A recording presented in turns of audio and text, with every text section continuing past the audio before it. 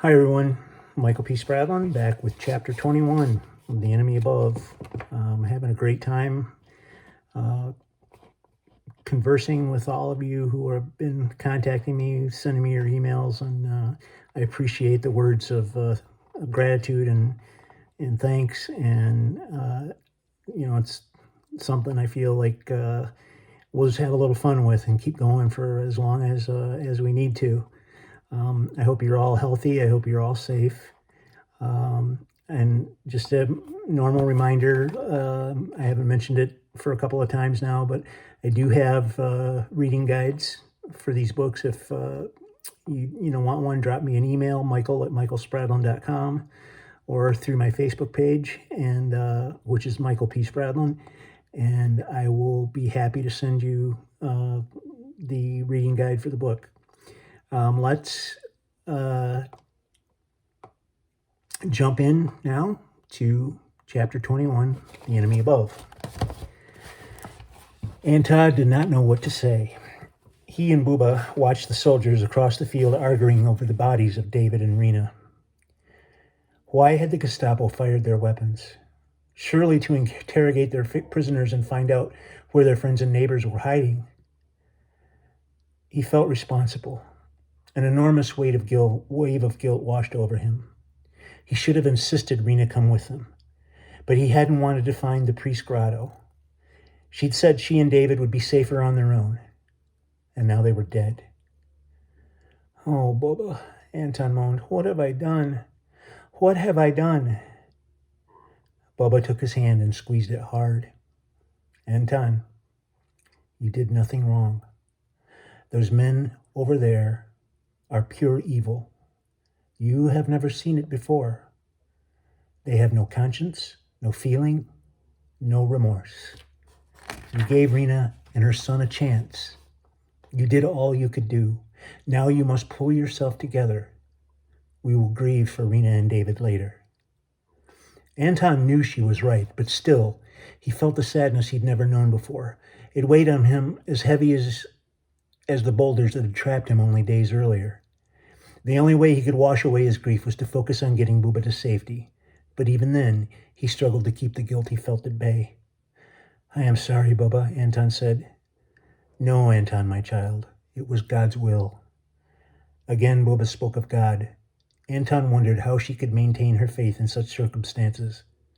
They walked on in silence. Each potato field they crossed looked the same to Anton.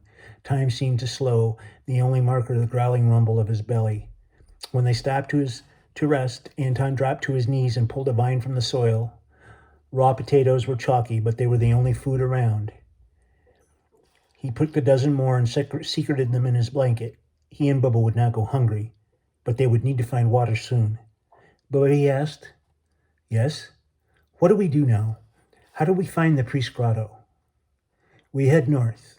Dmitri says the area is full of partisans. There are people there who have no love for the Gestapo. If we can find them, they will help us find the caves where Dmitri and the others are headed. How far is it? I do not know, Anton. I'm not even sure where we are now. Soon daylight will come. Perhaps then we can determine where we are, but first we must find a place to hide. Anton had no idea where that might be. In the starlight, all he could see were potato plants. Bubba could not move quickly, and it would be dawn soon. Already the eastern sky was growing lighter. If the major had indeed called reinforcements, soon the entire area would be crawling with Gestapo. Yet they had no choice but to keep walking. So they did, step after step in the soggy soil. Every bird that fluttered into the sky at their approach caused Anton's heart to thunder in his chest.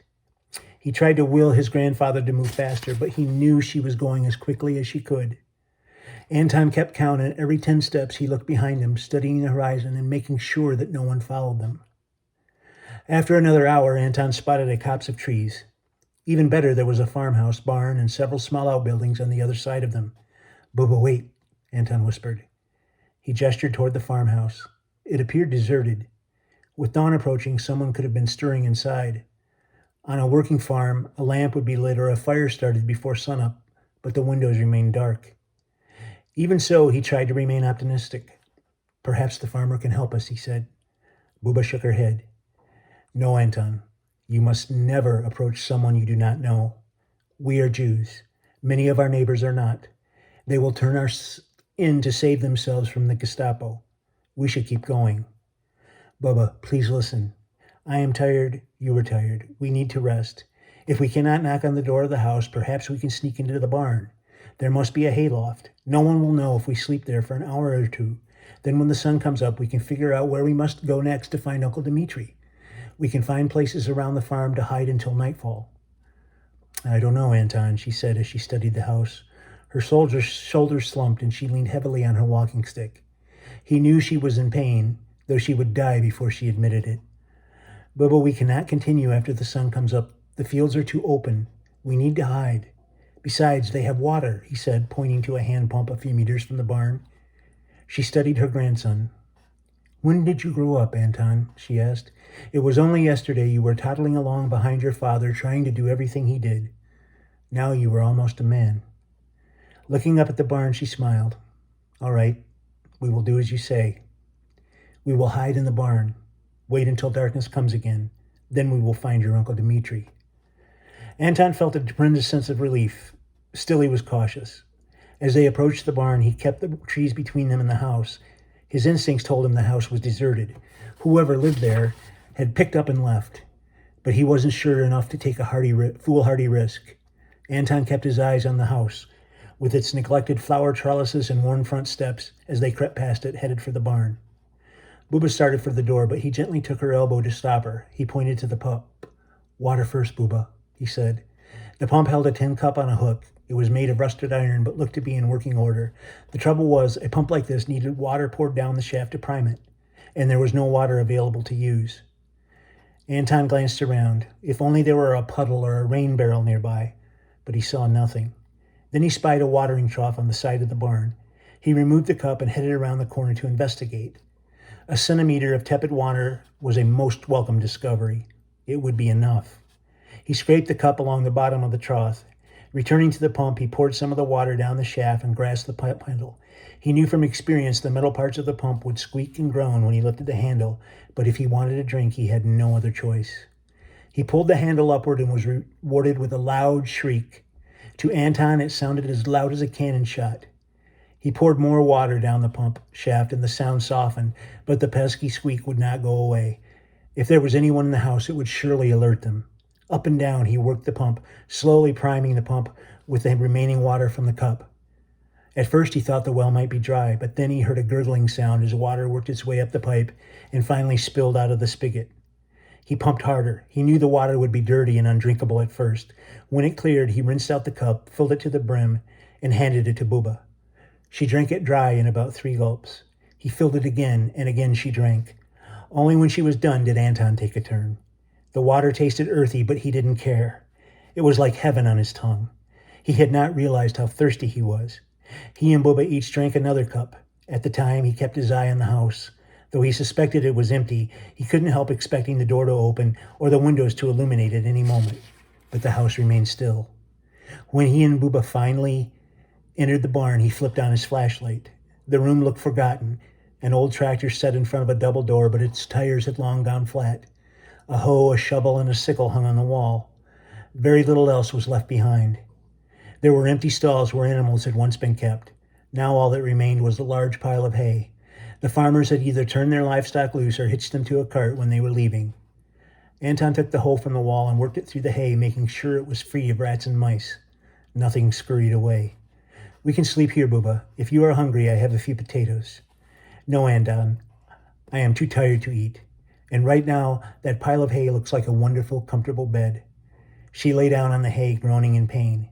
She pulled her shawl around her shoulders and closed her eyes. A few minutes later, she was softly snoring. Anton went to the barn window and stared outside for a long time. If the Germans came, they'd never be able to run, not with Booba moving as slowly as she did, so he would have to be prepared. The door to the barn opened inward, but latched shut on the outside. He propped the hoe and shovel against it. If anyone pushed the door open, the clattering noise of the following tools would wake him. Then he removed the sickle from the wall and checked the edge with his thumb. The blade was pocked with rust spots, but the edge was still sharp. This will make a much better weapon than my little hatchet, he thought to himself as he lay down next to Bubba. Anton's eyelids felt heavy. Seconds later, he was asleep. with the sickle's handle clutched tightly in his hand. And that's the end of chapter 20, and we'll be back tomorrow, 21, and we'll be back tomorrow with chapter 22. Everyone stay safe.